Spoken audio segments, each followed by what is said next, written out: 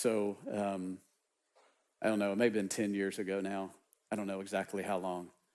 But we were vacationing with our best friends in Disney. And we were at the resort where we were staying.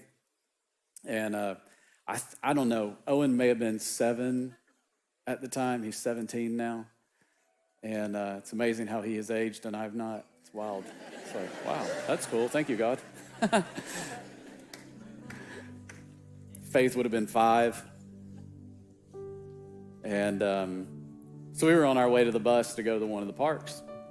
And all of a sudden we're walking towards the bus, and my friend says, stops, goes, "Where's Noah?" And this was Owen's best friend, still is. They've been friends since preschool. Said, "Where's Noah?"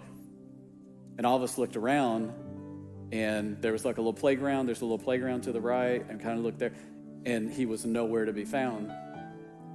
And so, it's hard to explain, but in that moment like that, all of us spread, and we started searching, and we were yelling out his name. And you know what was amazing as I thought back on that?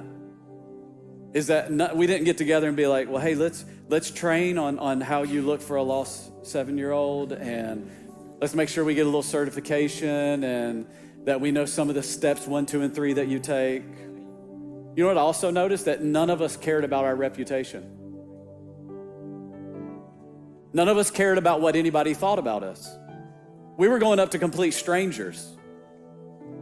Not going, hey, how's your day going? Just, hey, okay. And then getting to it. We just went right into it. Like, hey, have you seen little boy about this tall, dark hair? Have you seen him anywhere? We were walking through, yelling out his name. Why? Because the value of what was lost was very high. So the intensity of the search went just as high.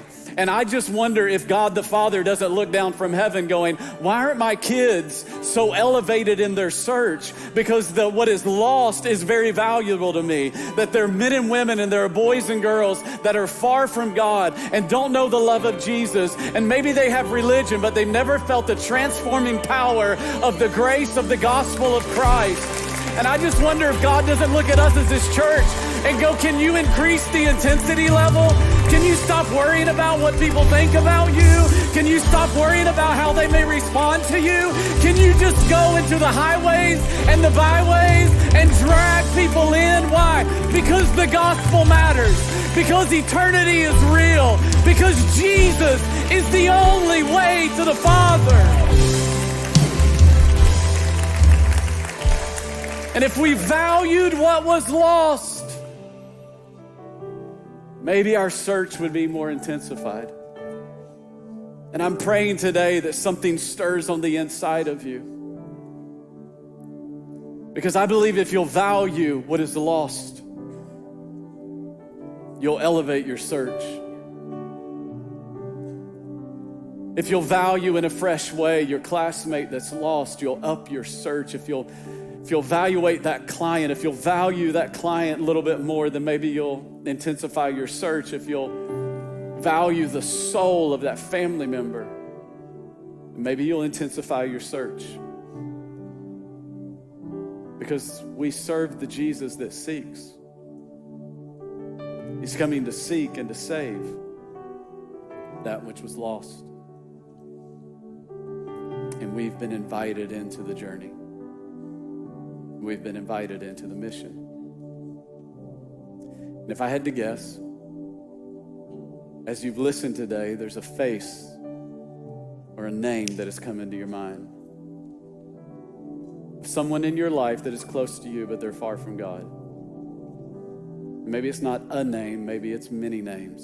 Or may this be the Easter